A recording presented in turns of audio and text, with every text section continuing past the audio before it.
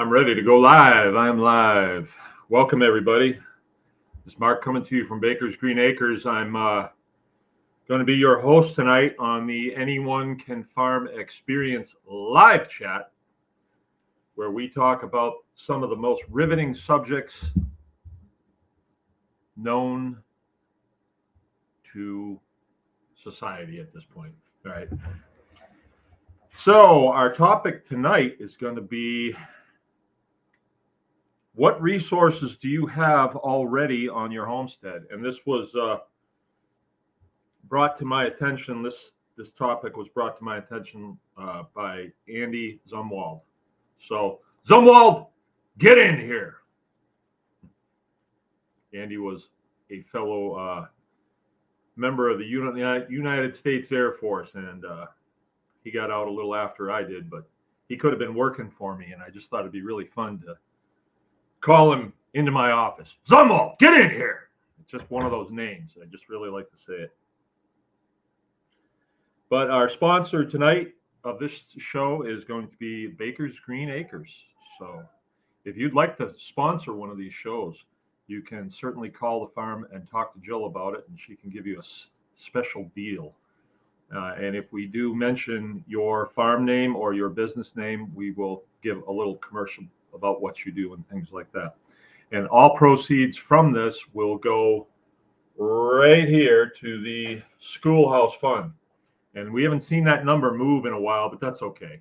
That's all right. Things are going okay. Okay, so what resources do you have already on your homestead? Man, deep subject, because it goes a lot of places. So the way we're doing this format now is we take the topic, then we hit a few points. I like to pontificate on a few points, and usually everything ties in to a sound business philosophy, I believe. It's surprising how things all of a sudden come down to a very small way of operating so that you have a successful homestead or a successful business, small farm, whatever it is that you're doing. And then we do an extra, and then I'll take some questions. So it's not exactly the question and answer Wednesday night where you can ask anything. It'd be kind of nice if you asked questions that were consistent with what we're talking about. But this here is a pretty broad subject, so I think anything would probably fit. All right. Let's see. All right, the chat's working good. I'm going to pull my computer a little closer to me. I had Joe here today, and we were doing filming things. And the studio gets kind of taken apart, and now I need to kind of put it back together again. So we had a great day, actually. We were doing preparation for what will come out not this Thursday, but the following Thursday. And Joe's been knocking it out of the park, is, in my opinion, been doing a really good job on the videos. I think the videos bring the how-to aspect, but there's a little bit of fun in it too. Because I think our homestead should be fun. There's no reason we can't have fun while we're doing this. All right, who we got here? We got Lenny's with us, Nancy's with us, DeClerc Homestead's with us, Keith is with us, and Inga. Right on, right on. I guess our show last night did really well. That's what I've heard. And I also heard, I didn't quite understand this, but last Tuesday, we were doing mushrooms. So we were inoculating maple logs with shiitake mushroom. And I'm not sure why I did it exactly. I think I told the tribe that I would. So I pulled my phone out like I usually do. Okay, today we're inoculating shiitake mushrooms. And then I showed everybody in the production line what their job was and what they were doing. And the video last time we looked, which was Sunday evening, it had 2,900 views. And for my videos, that's a lot. That's really a lot. So it was almost like there's some sort of breakthrough happened. And so we're looking at that and trying to figure out, well, what's going on here? But I saw Joe on Saturday, and he said, well, I was kind of mad about that. I didn't get it. Like, why would you be mad about that? But it wasn't his video, right? It's just one of those things. Just one of those things in the algorithms. And speaking of algorithms, if you all would do me a favor and give us a thumbs up. And also, if you're not subscribed to the Anyone Can Farm experience, please do that. Please subscribe. And do me another favor, share it with your friends, right? We'd like to make the footprint bigger. We got to get back to where we were with the Baker's Green Acres. We were at over 10,000, but we didn't stay with that because a lot of those subscribers were not people that listened to us anymore. They were people from when we were going through the huge struggle with a couple of departments in the state of Michigan. I don't like to say the state of Michigan because they are not the state of Michigan. They are departments that are contracted for the state of Michigan. And I think too often people look at them as like, oh, they're the state. They're not. They're actually not. We should stop doing that because they violate their oaths of office constantly. And to look at them as the state is incorrect. So anyway,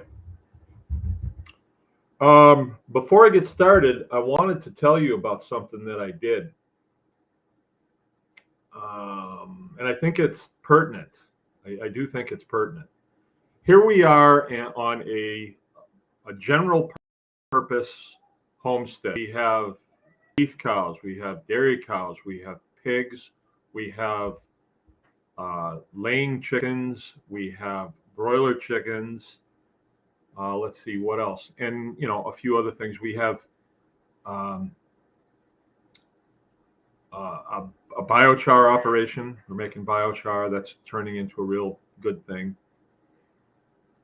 We have various vegetable gardens going. We do mushrooms. So we do a lot of things, right? And we do the teaching thing, which is pretty big. So we're pretty diversified, right?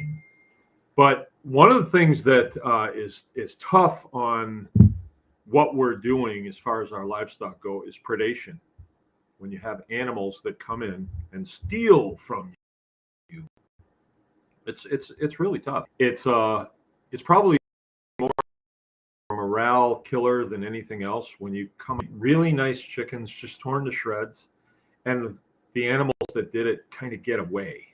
They get away with it, And I remember at one point I was like, no, I can't do this. I just can't deal with this disappointment like this. And then I said, before I quit, I'm going to do something. And we actually went to Jay's Sporting Goods and looked at night vision scopes. I was going to put a night vision scope on a rifle, and then I was going to go to shooting and just shooting and shooting. But that won't work because you'll be staying up all night just to shoot the next possum or the next skunk, and somebody will take his place. And about that time, I went to a small farms conference. This is way back. This is in probably 2006 or 7 maybe. And Joel Salatin's kid, Daniel, he was the keynote speaker at the farm conference. And after he spoke, he was taking some personal questions. And I went up and I said to him, I'm about ready to quit with pastured poultry because I'm getting torn to shreds by predation, predators, whatever. And he says, you need a dog. And I said, really? He says, yeah. I said, well, how come it ain't in the book? And he says, well, a lot of things ain't in the book. I said, what kind of dog? He said, livestock guardian dog. I said, I never heard of one of them. He says, there's like 5 different ones. Probably get an Anatolian Shepherd or Great Pyrenees. I said, all right, all right. Well, I came home and I got to inquiring with just somebody that we know. I was mentioning to her and her husband. And she says, "Oh, uh, my husband works for some people that breed those dogs, and they live right down here in Everett, and here's their phone number and all this stuff." So I called them. They said, "Yeah, we just had a litter. They're going to be ready to go in like 4 weeks." I said, "Really? I guess I'm going to need one then." And I said, "How much are they?" $350. This is way back. I don't think I'd ever paid for a dog at that point. I don't think I ever have. I've had a lot of dogs, but I don't think I ever paid for one. They would always be finders or givers or something like that. A lot of times I had dogs that I wasn't looking for a dog at the time, and then somebody would give me a dog. Like, yeah. I've had a lot of good dogs too. I really have. And so I went and looked at these puppies, and we got one, brought her home, did the whole, got him up to speed and everything, and sure enough, our predation dropped off to like nothing, right? So we've had Great Pyrenees dogs now for 15 years on the farm, and we really like them, but there was a downside to them. There was a downside to them, and it was weighing on me really heavy, right? After a while, they felt as though cars going past the house were like bad guys. And they felt as though it was their job to chase those cars and try and bite the tires off those cars. And then cars would drive in the driveway and they'd bark at them like they wanted to, the paint off the thing. And it was getting old. All right. So we'd be sitting out at the campfire, one dog sitting here, one dog sitting here. All of a sudden, you hear a car turn the corner, and their eyes would go like this, and then they would explode over, under, around. It didn't matter, and they were heading for the road. And there was nothing you could do. I mean, you could call them, but it didn't make any difference. About the only thing that worked was a gunshot. And that's not going to work. If somebody's got their window open or something like that and they hear that, it's no good. So we did have an invisible fence that we put in, and when I put it in, I put it up close enough, figured they could see the cars, right? And I thought that was a good idea the time I did it. This is way back. This is like when we first got them. And it turned into they would run right along that fence, but still, if they were sitting near you and a car came, they'd explode into this wild-eyed frenzy, and it got old. The mailman would show up and they'd be barking like crazy. I just couldn't stand it. And you couldn't break them off. I mean, even if you did, they'd do it the next time, and then the next time. A car would go by and they'd stand there and bark for 5 minutes after it's gone. And it was getting pretty old. And so I start to think about it, and I was running it through and running it through and running it through. And finally I came up with a plan. I was going to reconfigure the fence. It's an in-ground fence. It's just a wire. And then they have a collar on that will give them a tone, a vibration, and then a shock, a good one too, if they get too close to it. So if they get close to it, they get a tone, and they're out of there because they know what's coming. So I took the fence and I moved it back over the crest or under the crest of the hill, so they cannot see down into the road. And I put one side of the house on one fence charger. It had to be a loop. They can't get out the back. It's all completely fenced. They can't. And then I put another one on the east side of the house. And this one, I really cut down their view. right? So from about the corner of the house where I am right now, it goes directly south, and then it turns and goes up to a gate post. And if you ever drive through here, you drive in the driveway, and then there's a crossover driveway that goes to the next driveway that goes out back to the road. And they no longer have access to that, right? And it was completed, I think I completed it Saturday. And Jill took Obi caught on right away, and he's like, nope, not going over there. And so he's restricted to a very narrow strip onto the back of the house, but then he can go as far as he wants down and back. I don't care. It's a quarter of a mile deep. Go ahead. And what has happened is they can no longer see the cars, and when they hear them, there's no reaction at all. Like, I have not heard my dogs bark in like 3 days. And that was the only thing they ever barked at, was cars going by. And sometimes coyotes at night, they'll bark at them a little bit, but I don't care about that. So it's like a victory, you know. We still going to be able to keep them, so we're still going to be able to keep doing the livestock that we do, that you got to have them for. I don't know how you do it without a dog, honestly, unless you want to stay up all night just to guard chickens, but I can't do that. So it was a victory, and I think if anybody gets a livestock guardian dog, especially a Great Pyrenees, you have to contain them that way. You cannot just put them in a small pen, because they get vicious. If you leave them on a leash, they become kind of weird. You know, it's better if they can be with people and then protect your livestock and all that. So I thought I'd share that, because it's a really good feeling to have that under control. It really is. Okay, so let's go to the points for the topic tonight. What resources do you have on your farm already? Okay, so you move to a homestead, you buy a piece of property, and you get there. And I thought this was a pretty deep question. This is Andy Zumwalt that brought this up.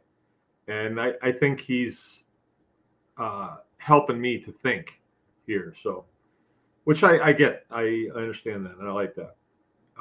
You get to a homestead, and let's say you're looking at homesteads, and the one that you find has resources on it already, and you've got to make some decisions on that. So this is a good topic to talk about if you don't have a homestead, but you plan on looking for one in the future.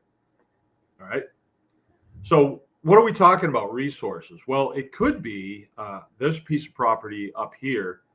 I'm showing it now. And if you live there, you have natural gas for free. So the heat in that house, free. They even heat the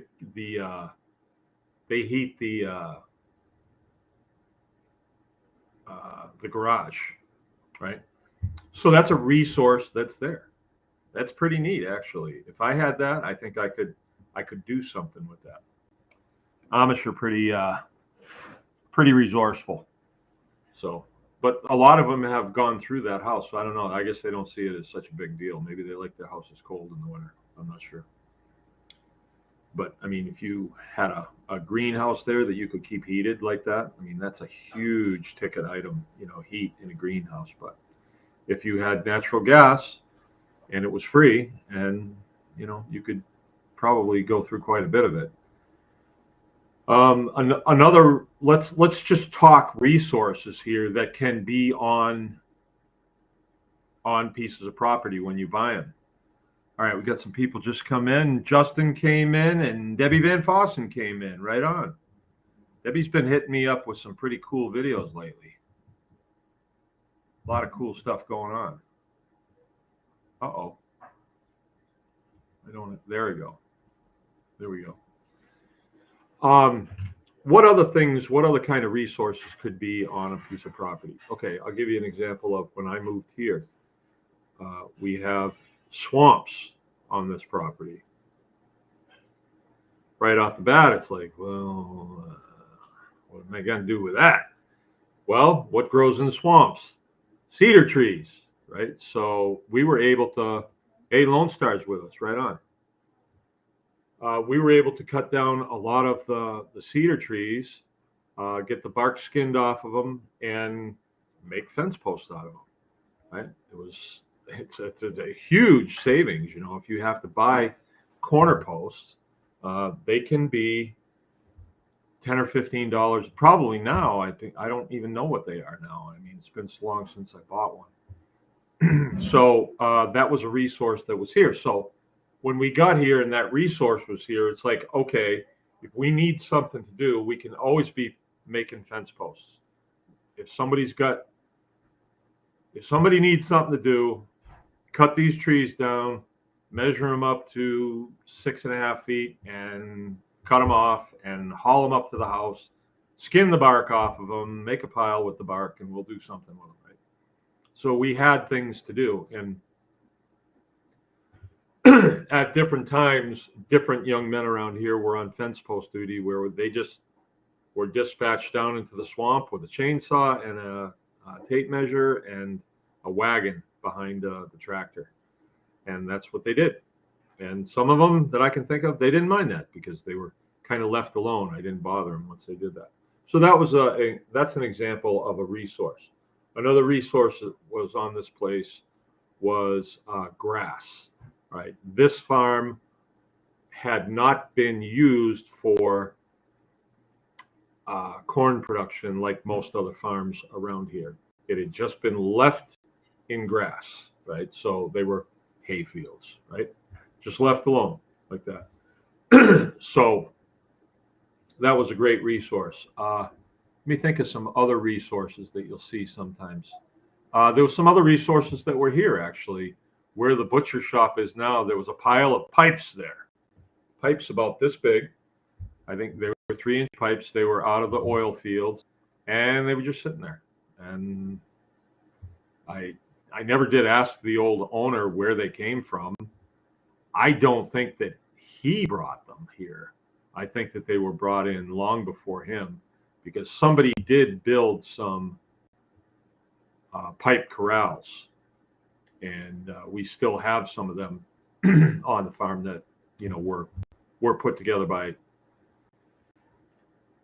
don't know who would have put them together, to be honest with you, because before the last owner, the guy was one of the kids of the original owner. So I really, it must have been the original owner or his children that built corrals like that.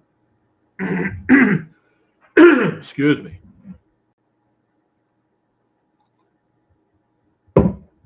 On another resource that's on this farm is rocks. At one time, I'm assuming when they were working the fields out here, they would collect the rocks, and then those rocks were brought in, and the barn floor, the milk house, where actually the basement where we're going to be building the classroom or the schoolhouse, that's what they're going to call it now, is a schoolhouse.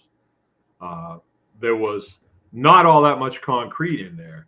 It was mostly rocks. And I know I did a trip down to Bolivia one time to help build a church building down there, and we didn't put down a whole lot of concrete. It was mostly rocks, right? So you'd go down to the river, collect rocks, and then bring them up and assemble them on the floor, and then they would pour the concrete over that. But the rocks took up a lot of the space, and that's how they did it here too. It's only very recently that the price of concrete is so inexpensive that you can pour, you know, a 4-inch slab and, you know, call it good. So there's a lot of rocks here, and we separated them when we broke out the floor in the schoolhouse. We broke that all out because we're going to pour a new floor in there, and all those rocks we've assembled them in the shop, and we have plans for those rocks. We're going to build some nice things with those. So let's see what else. A resource that you might have that I don't have here is you might have timber on your property. So you might have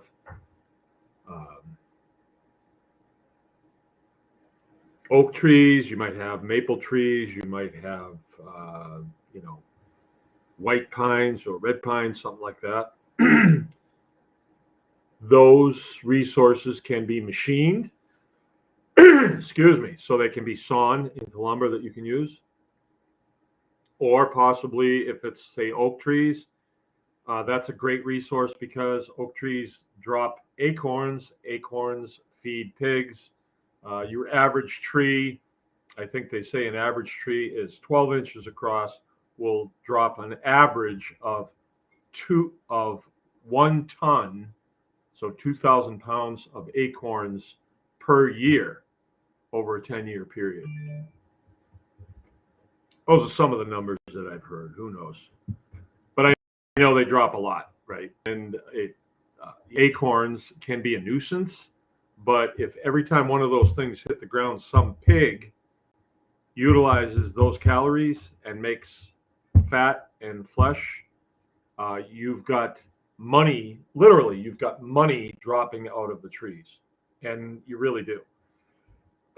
Why this is not proclaimed from the mountaintops, I don't know. Actually, I do know, is because you don't feed acorns to pigs, you feed them corn. Corn, nothing but corn, right? So that's why, the the corn lobby wants you to be spending your money on corn for your Mountain Dew, for your corn chips, for your corn pops and all that, everything. They want you to be eating a lot of corn. And we do eat a lot of corn. We do. Okay, so those are some of the resources that you may encounter on your homestead. Like, you buy a piece of property and then you discover these things, or you're going to buy a piece of property and you just say, well, what am I going to do with all these maple trees here, right? So then you have to start thinking functionally, right? You have to start thinking functionally. And that doesn't really exist a lot out here in the perimeter. It really doesn't, because people think, I want to farm and I want to raise rainbow ponies. That's what I want to do. So they're going to try and make the piece of property that they're looking for fit what they want to do.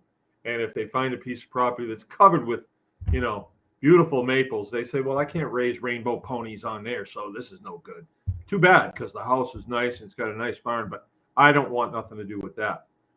Well, that might be a little short-sighted, because maple trees have a really good ability to, you can harvest sap off of them in the spring. And I'll tell you about sap. I have a guy that saws for us, Amish guy, and Jill and I were down there a week ago or so. You going to close that door? And we were picking up wood, and he was busy when we got there. He came out and he says, I'll be right with you. But he was busy. And so we said, no, it's okay. When we pulled in, we could see his sap house was cranking. There was a lot of steam coming out the top of it. So somebody was in there boiling sap. So we went to the sap house and we went in. It was me and Jill and Frank, I think. And we just made small talk with him for a little while. And he had an evaporator that was an Amish-built evaporator, and it was big. It was a big one. It was 20 feet long and probably 5 feet wide. It was a biggie. And it had a real big firebox on it. But those things, it's like a steam engine. When they're running, they own you. You know, you own them when they're sitting with no fire going in them, but when they're running, they own you because you have to stay on that very, very closely. You have to watch it very closely. And as we were talking, I said, so about how many gallons of maple syrup do you generate a year? And he said, well, one year I made, he said, one year I made 500 gallons. 500 gallons. And I was like, wow, that's a lot. 500 gallons of anything, that's a lot. I'm just thinking about my fuel tank. That's 300 gallons. Wow. So 500 gallons. And then I was like, I don't buy maple syrup, because Joe's folks do maple syrup. They don't sell it. They just do it, and then they distribute it to the kids. And I said, so what does a gallon of maple syrup go for? And he says, well, down at the store, I sell it to them for $45, and they bump it up to 55. Whoa.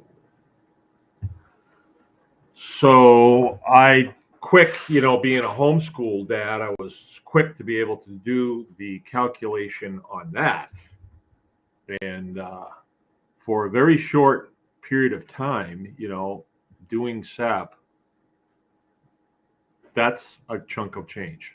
That's a real chunk of change. Now, these guys are hard workers. There's no doubt about that. Just watching this guy, as we were talking with him and just lollygagging, and he's loading this and checking this and checking that and stuff. He was really on it. And so that's no joke, right? That's a nice resource. Let's say, is Zumwald with us tonight? I had a funny story. I don't know if Andy's with us. And this is his thing. But he came up here to take a hog harvest class, and he brought a pail full of pecans. And my kids were like, where did these come from? And they were out by the campfire. I was eating a few of them, and the kids just went crazy on them. They went crazy on them. Dad, we got to plant these. These are really good pecans. Really good pecans. And it's funny because that was in November. And then I think it was 2 weekends ago, we had a campfire going, the first one.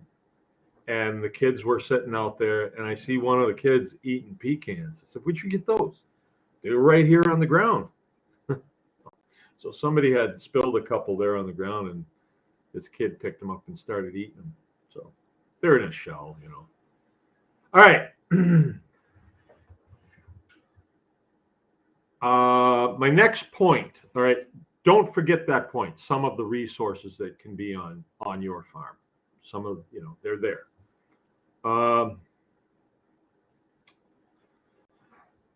Okay, what will your resources?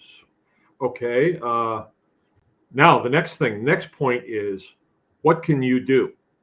I mean, you want a homestead. What is it that you can actually do? Not what you want to do, but what is it that you can actually do? Well, I can rake leaves. I mean, I learned that. I know I can rake leaves. I can mow the lawn too, if somebody starts the lawnmower for me.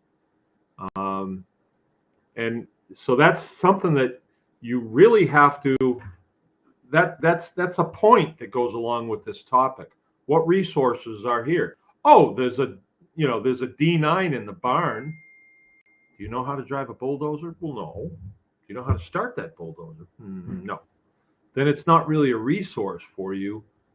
However, anybody can learn how to drive a bulldozer. Anybody can. Really, honestly, if you can drive a car, you can drive a bulldozer. And you can do work with that bulldozer. A D9 is a pretty good sized bulldozer, and chances are,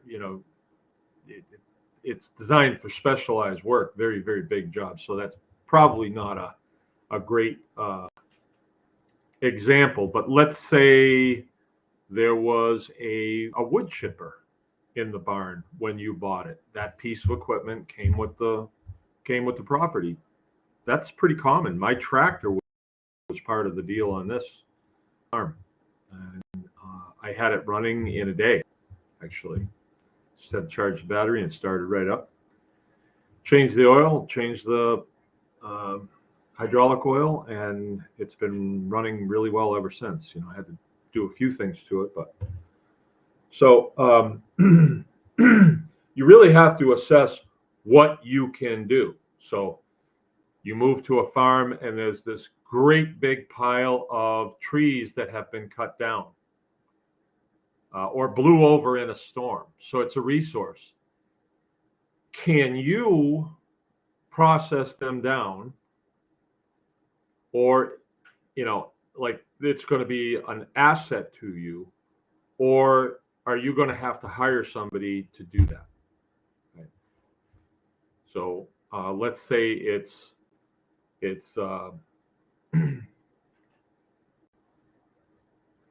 I don't know. I don't want to put anybody in a box here, but okay, let's say it's a couple, and let's say you're 76 years old, and you've got trees that have gone down out there that are big maple trees. The wind blew them over, and it becomes sort of a frustrating thing on the property. But because they're down, the price of the property is down where you can afford it. Can you, as two 76-year-old, maybe husband and wife, can you process those the rest of the way, and make firewood out of them?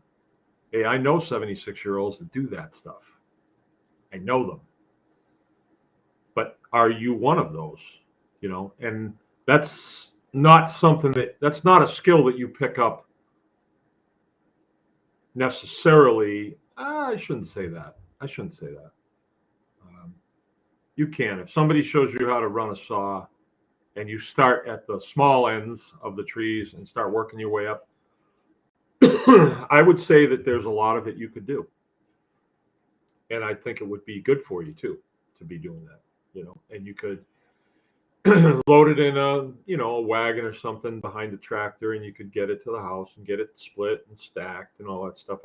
I think that is doable, but let's say there's 25 of them, maybe not, but maybe, but that's a question that you have to ask yourself. And in each one of the things that I mentioned, possible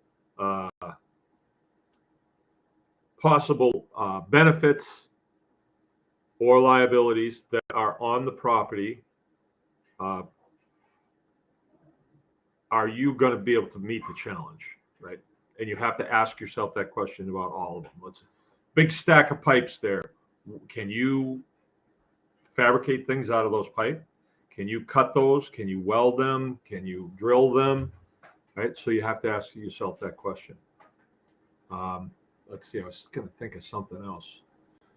Oh, in my case, I have all these rocks that were part of the property. They're about like this size. Well, for me, I didn't even know they were here when I moved here. And one of the things that I saw early on, it was just after I left my base, Loring Air Force Base in Maine, and I was heading out to Montana, and I stopped to see a friend of mine from my childhood. And he had done really well in the construction business, and he had a guy working for him that was Romanian. I never forget. And the guy didn't speak English too good, but he was a stonemason, and he was building this really big stone hearth in this friend of mine's house. And I remember he was just so happy to be in the United States, and he was so skilled at what he was doing. And I just thought, I knew what I was doing for a living, working for the Air Force. I wasn't exactly a shining beacon of skill or anything like that. And a lot of times I thought what we were doing was really dumb, but we did it anyway. And I thought I'd love to do something like that I can step back and say, what, I did that. It's quite permanent and all that. And so I've wanted to be a stonemason for a while. And I'm really looking for working with some of these stones that I have. If you ever come here, the The hearth that's in the big room over here is made out of stone, and I made it. You know, I just did it. I just stuck them together with mortar, and they seem to be staying together. So I really like doing that. You know, it goes really well with burning wood. I like to burn wood. I like wood stoves. I like to sit around wood stoves. I like to watch them burn. I like to load them. I like to, you know, all that stuff. I just like that. And if you have a nice, really nice stone hearth, it absorbs quite a bit of heat, and then it radiates it back into the house at night. So it's a nice thing. All right.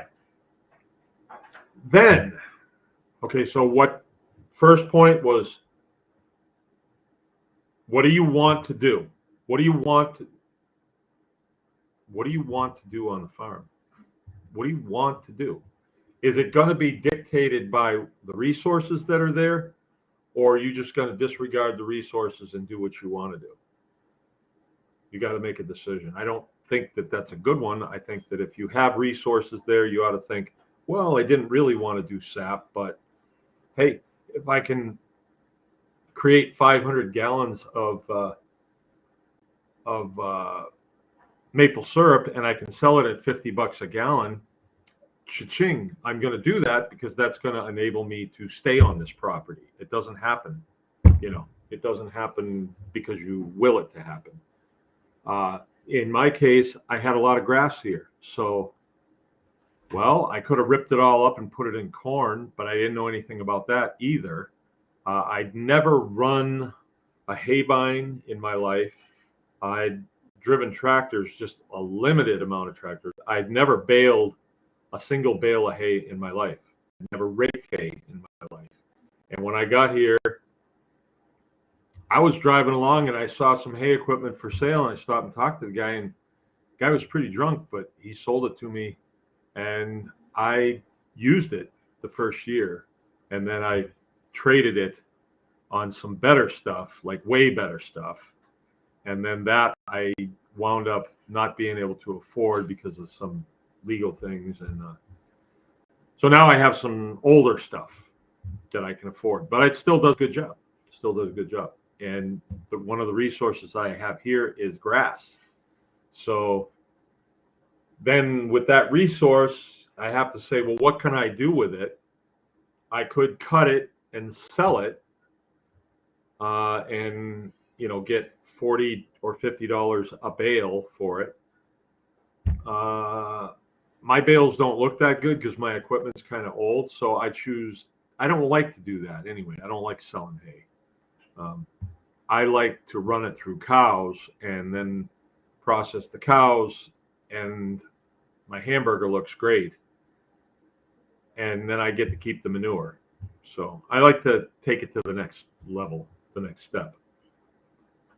All right, next point, what will your resources support? Okay.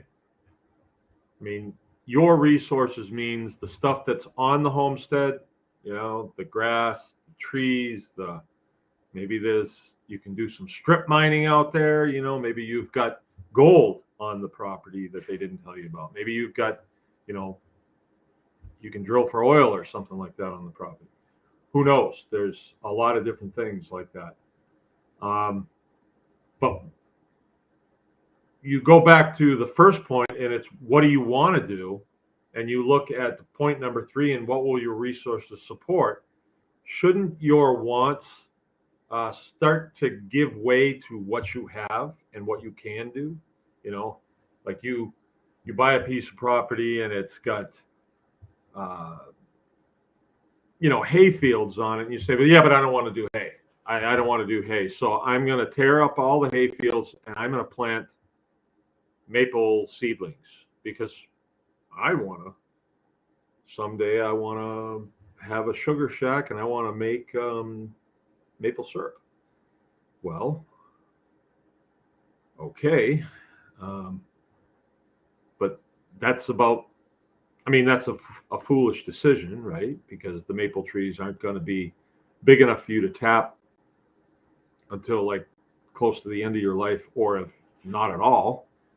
and you had a resource there of all of this grass that you could have turned into bales and, fed to cattle and then sold hamburger and lived happily ever after. So that would be a good example of a dumb thing to do.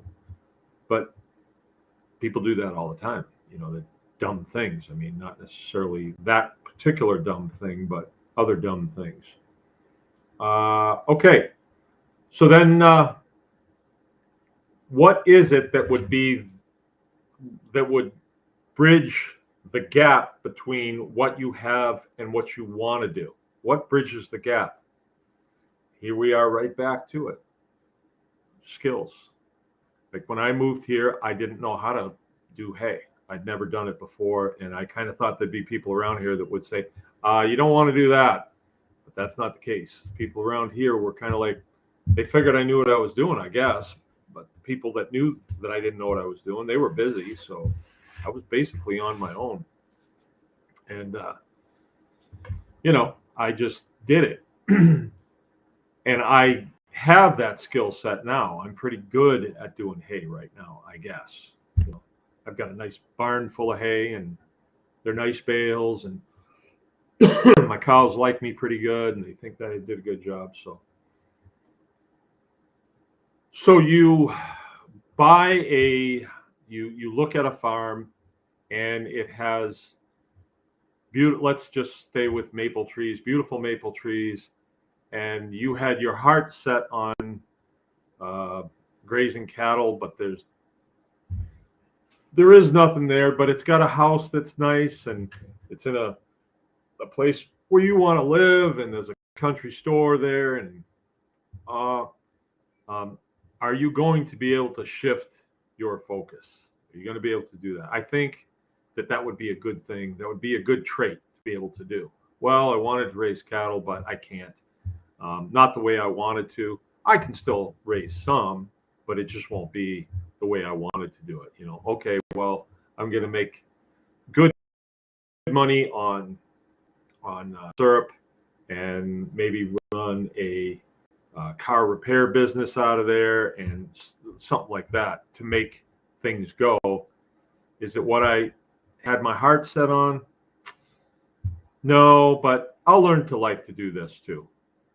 That might be a good mature attitude to have towards it. I don't know if everybody can do that. I can kind of do it. As things have opened up to me, I never thought that I would want to have a campground. I never thought I'd want to do that. But then I advised someone else to do it because she had those things in place, and I felt as though she would be really good at that, very hospitality-minded person. And as I convinced her that maybe she should look at that, I thought, you know what? I think I would like doing that. I think that would be a great thing to be able to. And then, the story has changed to where we're actually going to do the work camp program this summer, where people camp on our farm and then they are required to throw down with us for 6 hours a day. We get the labor, they get immersed in real life camp homesteading, and everybody does well. Everybody does what they need to do. All right. Do I have the skill sets to do that? Well, I've never done it, but there's pieces that I think would work really good. I mean, I like to talk with people. I wouldn't mind. I have a Jeep, right? So if I drive up in the Jeep and I get me a special kind of hat, I think people will say, "Oh yeah, this guy knows what he's doing. He's definitely in charge of this place. We'll talk with him." So I think I could do it pretty good.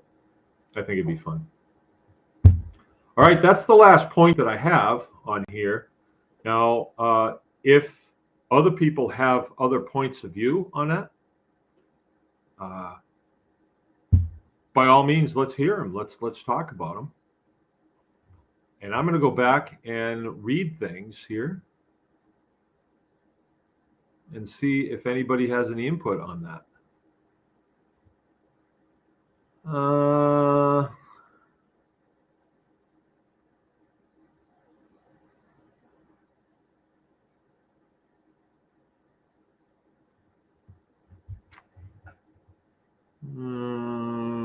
Okay, well, see, now Debbie Van Fossen is bringing up a very interesting point. She's talking about the porous border, but you know, assets, liabilities. Some people don't like Mexicans coming across the border, but some people do like Mexicans coming.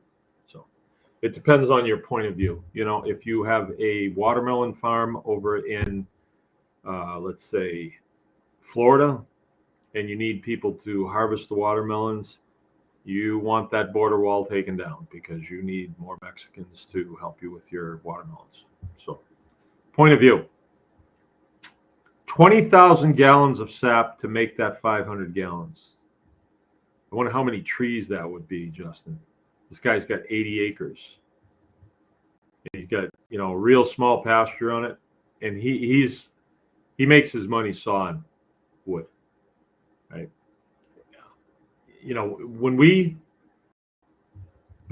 talk about homesteading, you know what somebody should bring up as a topic is, maybe I will just keep it as a topic. I'll just someday when there isn't a topic, and I'm going to covet your topic suggestions as we speak. You know, if you have something you want to talk about, let's hear it so I can write it in on the board here and we can expound on that topic. I'd love to hear it. But a good one would be Homestead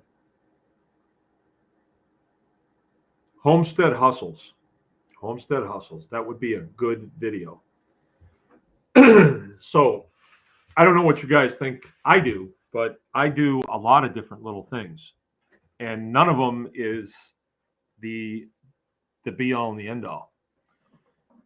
You know, lately here in the last couple of years, there's been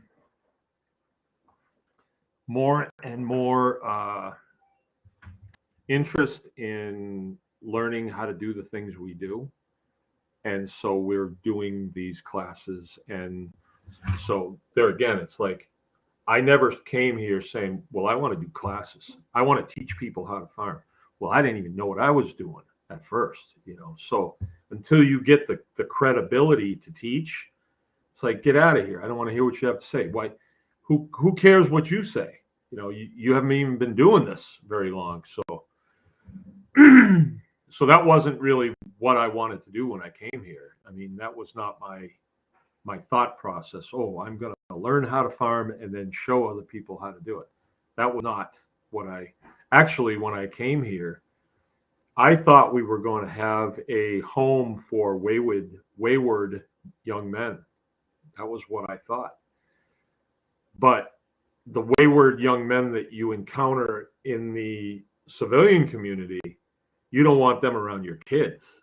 The ones that I encountered in the military community, they were just a little off, you know. But the ones in the civilian community, I don't want them on my property, you know. If I was going to do that, it would be a property that I would drive to every day, but definitely not one where my children lived. So I didn't understand that when I was active duty.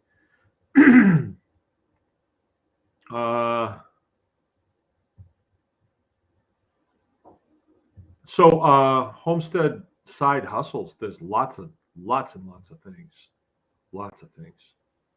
But sapping trees, that's a good one because it's such a short season and you can really do well on it. Justin's saying that guy is engaged. I would usually get 100 gallons from a 24-inch or bigger maple. What do you mean he's engaged? He's doing it the whole thing with a team of horses, you know. He's not getting in the truck, and he certainly doesn't have. Well, I take that back. I mean, I think they do use a certain amount of lines too, and they have accumulation points that they go to. And then they'll go and they'll pick up from those accumulation points. But he'll have 2 or 3 of those big totes on a wagon. 20,000.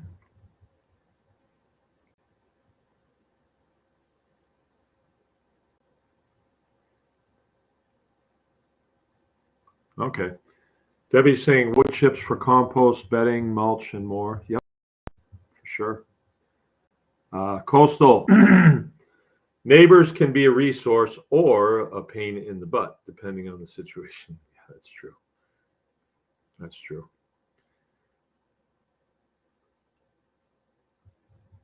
100 gallons from a 24-inch tree. So he's got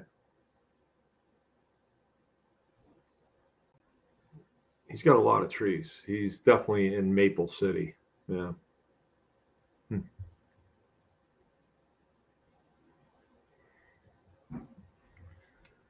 Ghost is saying, you got to have a globe on your desk to teach. Never had a teacher without a globe. Well, maybe the electronics teacher didn't. Need a globe on my desk. Yeah. Well, I didn't even talk about any of the side hustles, like the intellectual side hustles. Like I could be writing books. I really could. I'd come in, hit the typewriter, and I'm just going to write a book. I'll write multiple books. I'll write memoirs. People love it. All right. Well, what do we got for questions here? I don't see any questions. We're almost at our 1 hour point, and that's okay. So I did have a conversation with my son Joe today, and he thought that the new format is working really well. So I'm okay with that. And I said, hey, whatever works, we'll go there. That's fine with me. So we did biochar today. Our Biochar Maker got kind of a facelift yesterday. I did a bunch of welding on it and fixed some problems that it was having. And then today we built another one, just actually there's a picture of it behind me.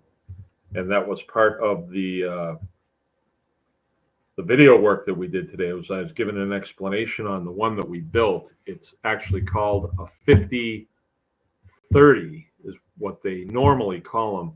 We looked around today, we could not find a 30-gallon drum.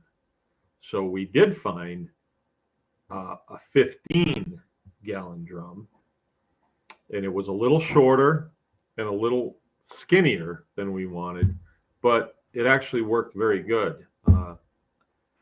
I don't think that I've ever built a 50-30 before, but I was looking at it, and I just don't think that with a 50-30 you would have enough space in between barrels to get kindling wood in. So this 15-gallon drum, usually that's how you buy like 90-weight gear oil, the oil that you put in transmissions on trucks and stuff, or rear ends on trucks. Usually comes in 30-gallon or 15-gallon. I mean, we went to a truck place today and they had a bunch of them. And the guy was like, no, we don't get 30s anymore. That's just a thing of the past. So we built this and then filmed the maiden voyage on it. We loaded it up and it took right off. It really was a nice little retort, did a good job. And then we burned number 5. Number 5 is the 5th generation of biochar retorts that we built here. I guess I would say I've built. I don't recall anybody helping me with the other ones, but I would say we. Okay, I'll say we. But number 4 was a great retort. It's the one we called Triceratops. I put a vent on the top and it wasn't big enough. I put another one on, still not big enough. Put the third one and it worked really good. So hence the name Triceratops. But this one is Generation 5, and it's made out of an old tank that my Jill's uncle, gave to me 15 years ago. It was a paint tank, and he gave me 2 of them. They're really thick, and it's got a strange array on top, and we modified it and put a smokestack on it and then put a counterweight on it because it's so heavy it just doesn't want to open up. And we can put a 50-gallon barrel in here and it will burn off in about 5 hours. It's burns off to being cold. And we did a burn last night. Matter of fact, after I got done with the show last night, I went out to check it, and the kindling wood had gone out. So I came back in the house and used the ash bucket, and I scooped a bunch of red hot coals into it and took those out and dumped it in it, and it took off. And I couldn't wait to check it this morning because the bread contract that we got, sometimes I get loaves of bread. They're, I don't remember what they call them, maybe Vienna style, something or other. And they're really heavy loaves of bread. And so I took a bunch of those and I put them in the retort, and I wanted to see what they looked like when they were biocharred. And sure enough, they came out. Maybe if I can get my hands on one tomorrow, I'll save it for the show so I can show it to you. But it was just a little bit smaller, but completely black. And when we broke it in half, it was just black all the way through. So, but it was so dense that you couldn't just break it like you can wood. It just held together really well, sort of like bone char holds together. And so I thought, well, let's see what happens here. So I threw one in with the pigs. They ate it. You know, it was tough eating, but they ate it. So I think that we'll probably biochar a little bit more bread than we ever have, because it seems to be really the ticket for the livestock. It really does, especially the chicks. You get them started on biochar, it's like you are not going to have coccidiosis. And I'm starting to think that we would have coccidiosis long before we knew we had it. As soon as we would see bloody stools, then it was almost like it had gone too far. Oh, by the way, speaking of chickens,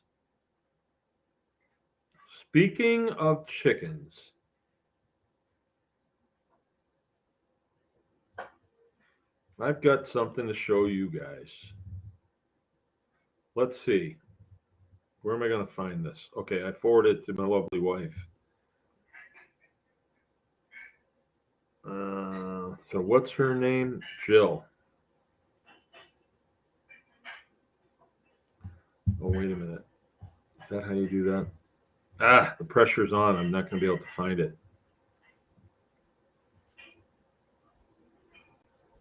That's okay. Here it is. All right. I'm going to pull this up so you guys can read this, or you can see the headlines. When you know. All right, and then I'm gonna decipher this for you.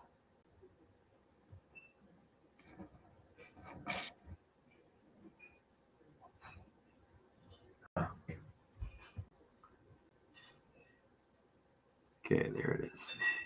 MDARD asking poultry owners to step up biosecurity following detection of avian influenza.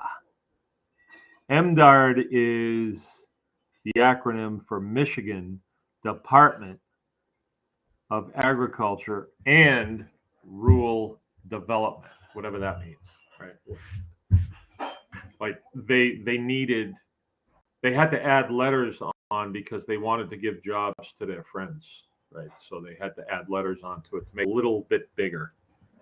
But it's the Department of Agriculture basically, and this, oh gee, this story. I'll just read a little bit of it and then I'll tell you what they're going to do. After the confirmation of a highly pathogenic avian influenza, and the acronym is HPAI, highly pathogenic avian influenza, in a non-commercial backyard flock in Macomb County, the Michigan Department of Agriculture and Rural Development is asking poultry owners to take every precaution to protect their flocks through biosecurity.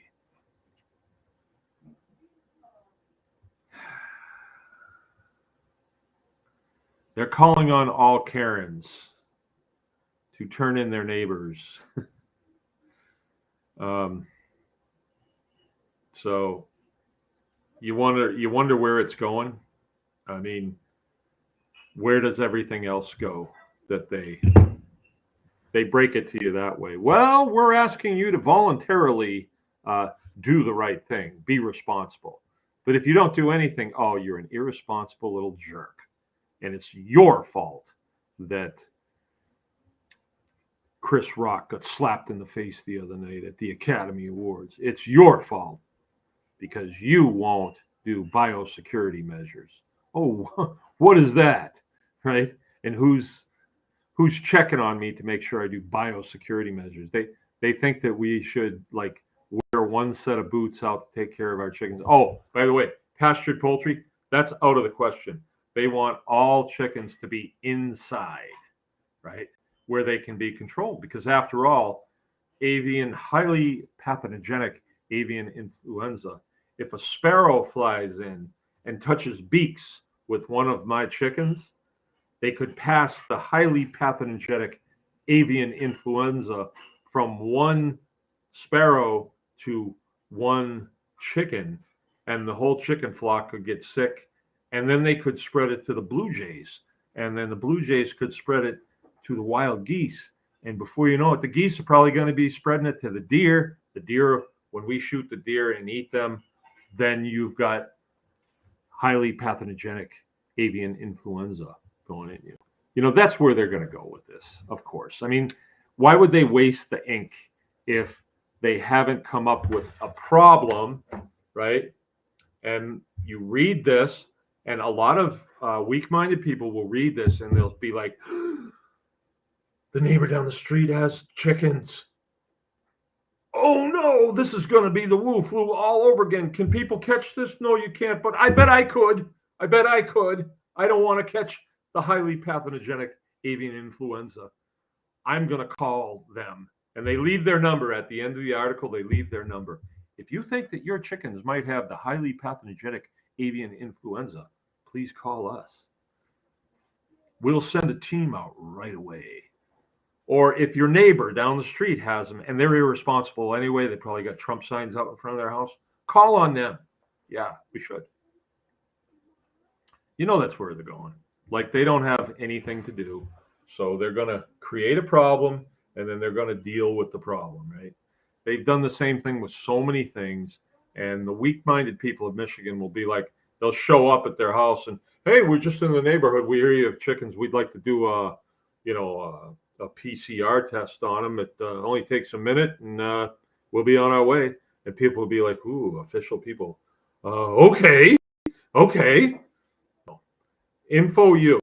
If you get any kind of requests, unless this thing turns into something and it's legit, which you will never know if it's legit because they say, oh, it's legit because in this county, 4,000 birds had to be put down.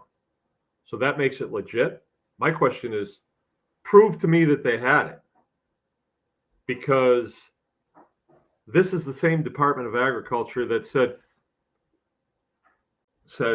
you know, there are, I've got the paperwork around here, but let's just go on the low side.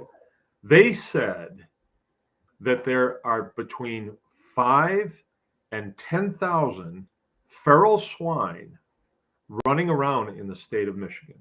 That was the numbers that they gave, right? So we did a quick calculation on that, and we said, okay, if you've got 5,000 of them, and let's see, I don't remember how I did this exactly. Okay, so out of 5,000, 25 of them would be females, 2,500, and the other 2,500 would be males. So the chances are pretty good that there's going to be some mating going on. Yes. I mean, I'm no scientist, but I know pigs like to mate, right? You've got to be a biologist to know that these days. And if those 2,500 increase at a rate of 50%, then at the end of the second year, you would have a whole lot more pigs. I did a video on it, and I had worked it out. And at the end of, I think, 5 years. Oh no, it was month by month. I even did the gestation cycles and everything. But it was incredible how many pigs we would actually have if we even had, 5,000 feral swine. But then the Department of Agriculture says, well, they're not all close enough so they can mate. It doesn't work that way, Mark. It doesn't. The scientists, right? So you can't believe them. I mean, if they've told one lie in the past, what's to say this isn't a lie too? And they're just wanting to jump on the bandwagon with the president saying, you're going to have food shortages, so get freaking used to being hungry, you dirty Trump supporters. Get used to it. Why do you believe these guys? Why do you believe them? Maybe it's true, but I don't think so.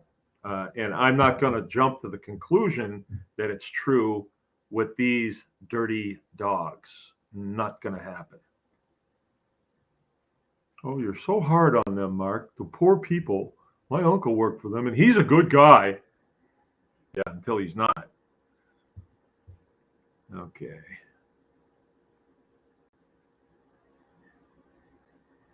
Uh-oh, I'm seeing something in here I don't like. Okay. Ooh, wow. All right. Some stuff. Oh, Inga's saying, yep. Need a globe to show how close Russia is. Justin saying 100 Rainbow Rangers coming tomorrow. Very excited to get back into the meat birds. Rainbow Rangers? You mean Freedom Rangers, brother? I've never heard of Rainbow Rangers. That sounds a bit on the progressive gay side of me. Can swampy area be a resource, or do they just need mosquitoes or do they just breed mosquitoes and politicians? Yeah. Rainbow Rangers. This is according to The Ghost. Sounds like a woke superhero movie or a special division of the armed forces. Yeah, they patrol Brokeback Mountain. Wasn't that disgusting?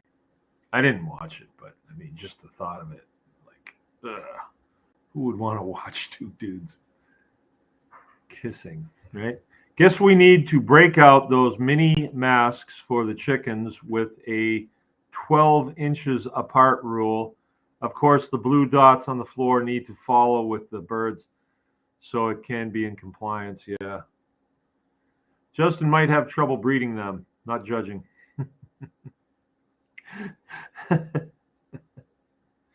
Yeah.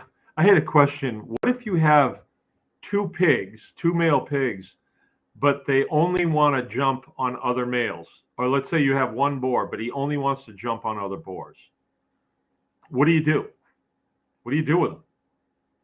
I mean, he never wants to breed females. What do you do with him? Do you just castrate him? But can you eat that meat? I don't know.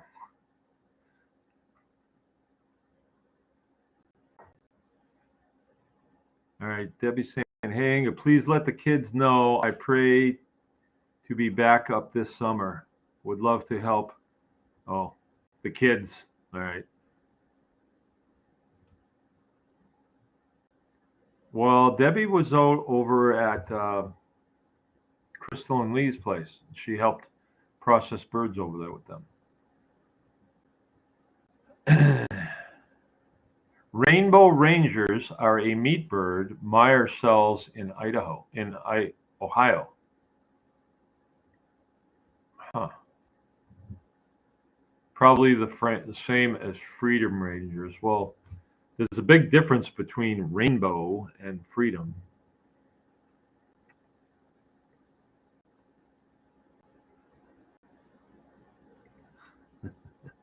Saltpeter. All right. Well, we've fulfilled our commitment of over an hour, and I got some stuff to do tonight. So I appreciate everybody Let's see. Tomorrow's going to be our regular Q&A, and then we'll get right back on it with topics for Thursday. If you have a topic and you would like to have that discussed, please get that to me, like in Messenger or something like that.